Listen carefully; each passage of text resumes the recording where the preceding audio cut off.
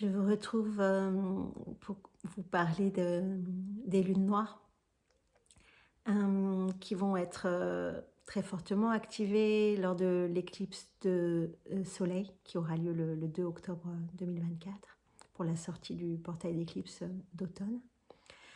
Hum, Comme je vous disais dans la vidéo précédente, c'est une épreuve spirituelle qui s'annonce pour tous les humains. Alors certains vont en être conscients, d'autres pas.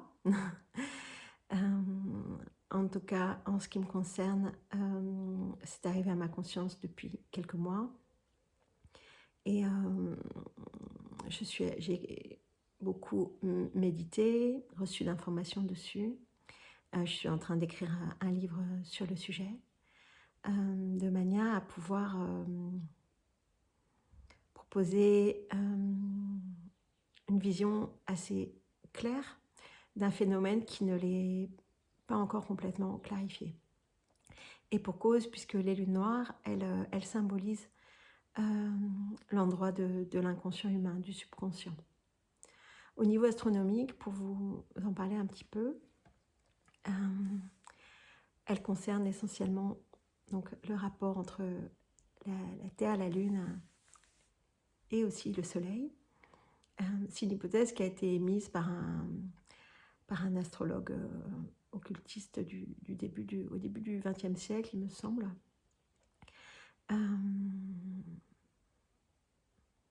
Donc il avait pressenti qu'il y avait un point de vide, un point de gravitationnel vide qui était influent en fait au niveau astrologique. Et donc lui, il l'avait appelé Lilith, et c'est resté dénommé ainsi, mais de mon point de vue, c'est pas hyper satisfaisant comme symbole, et je vais vous en proposer un autre à la place. C'est intéressant cet endroit de point gravitationnel vide, parce que ça parle au niveau symbolique et aussi au niveau fractal. Dans nos psychés, c'est nos zones de faille en fait. Nos zones où notre conscience, elle est aspirée et pouf, elle sombre dans le subconscient, il y a une absence de conscience, et puis il y a d'autres forces intérieures qui prennent le relais dans notre expérience, mais notre conscience, elle n'est plus complètement lucide de ce qui se passe. Hein, et ça, c'est ce moment-là de passage dans le vortex. C'est cette chose-là qu'il avait pressenti. Et que la plupart d'entre nous, on le vit plusieurs fois par jour, bien sûr, mais on ne s'en rend même pas compte, en fait. La conscience n'est pas posée dessus.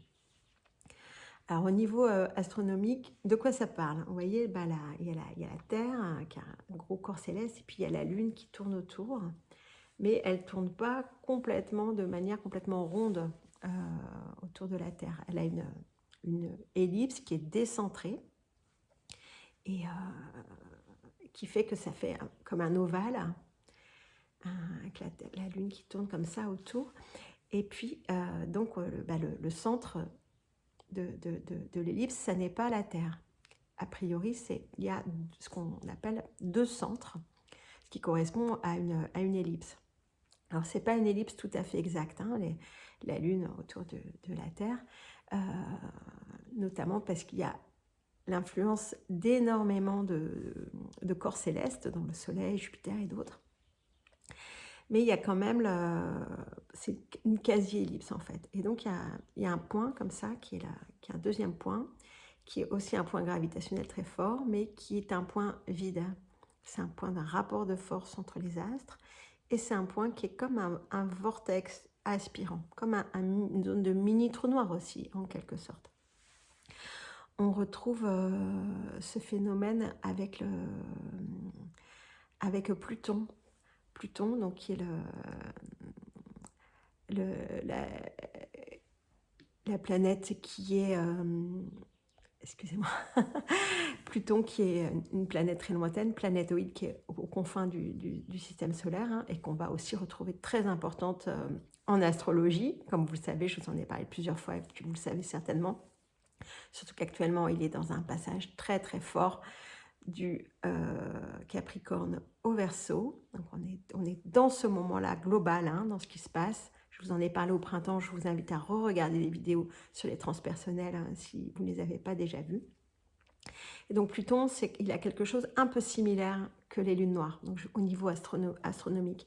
Il est là, il est assez petit, et il a Charon qui est à côté de lui, qui est un astre qui fait à peu près la moitié en termes de masse. Et en fait, elles tournent toutes les deux, l'une face à l'autre, autour d'un point vide. Et elles ont aussi d'autres petits astres autour. Et ce qui est très surprenant, c'est que de la même manière que la Lune vis-à-vis de la Terre, elle se présente toujours face à face, en fait. Elles dansent l'une en face de l'autre. Et c'est ce qu'on a aussi avec la Lune, hein. La Terre, vous savez, bien sûr, elle tourne sur elle-même. Mais par contre, la Lune, elle va toujours nous montrer la même face. Et ça, c'est dû à ce portail, à ce point gravitationnel vide que les astronomes et les physiciens ne savent pas encore expliquer. Mais par contre, dont on pressent et on ressent les effets dans nos psychés, et puis on peut les voir aussi au niveau astronomique. Pour calculer ce point de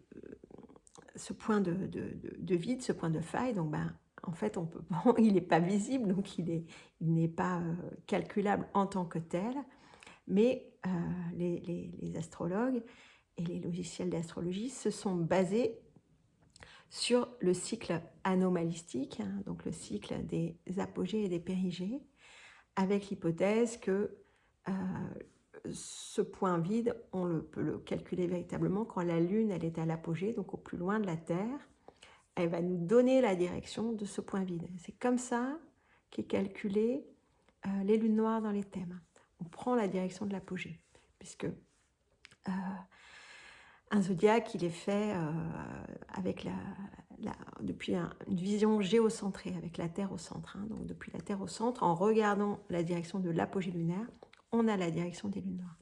Et ensuite, il y a 3 calculs qui sont faits actuellement par les logiciels pour essayer d'approcher cette vérité de l'apogée, en sachant que c'est... là où c'est mystérieux, c'est qu'en fait, l'apogée lunaire, ça n'arrive qu'une fois dans tous les 27 jours à peu près, parce que dans le cycle anomalistique, il met environ 27 jours, il me semble, 27 ou 28. Il faudra regarder précisément. Et donc, le reste du temps, la Lune, elle est plus proche de la Terre, donc l'apogée, en fait, il n'est pas véritable, hormis une fois par mois anomalistique. Donc, le reste du temps, c'est des calculs approximatifs. Et il y a 3 types de calculs actuellement qui nous font les 3 lunes noires. Et symboliquement, au niveau fractal, ça représente ce que nous, on est capable de comprendre de cette zone de notre psyché actuellement. Donc, c'est divisé en 3. Et du coup, c'est très intéressant de voir à quoi elles vont correspondre au niveau archétypal, au niveau symbolique. Alors, il y a eu pas mal de travaux d'astrologues là-dessus, qui ont fait des livres sur les lunes noires. Et il y en a un livre notamment qui est très connu, hein, c'est La Lune noire, un vertige d'absolu de Luc Biget, où il parle de 2 des lunes noires, où il parle de la licorne et Lilith. Donc la licorne idéale, et puis Lilith, la peur la plus grande. Et avec l'orgueil, en fait, très important dans sa compréhension, posée par rapport à la licorne.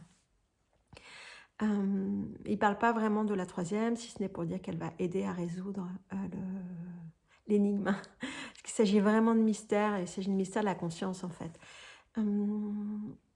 Alors, mon inspiration forte, c'est de proposer un mythe puissant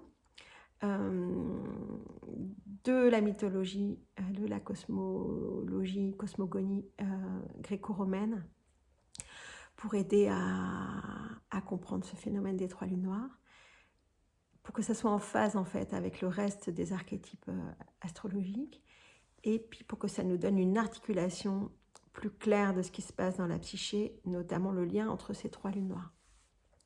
Donc le mythe que j'ai choisi enfin que j'ai choisi, qui m'a choisi plutôt, pour que je parle de lui en lien avec les lunes noires. Donc c'est le mythe de Persée, Méduse, Andromède et Cassiopée. Avec Persée, le héros qui va réussir à passer l'épreuve. Et c'est ça que je trouve vraiment formidable, c'est que les archétypes, les mythes viennent à notre secours pour passer cette épreuve. Grâce à ce mythe où Persée va réussir à la fois à vaincre Méduse, à remettre Cassiopée à sa place correcte et puis à épouser et libérer Andromède.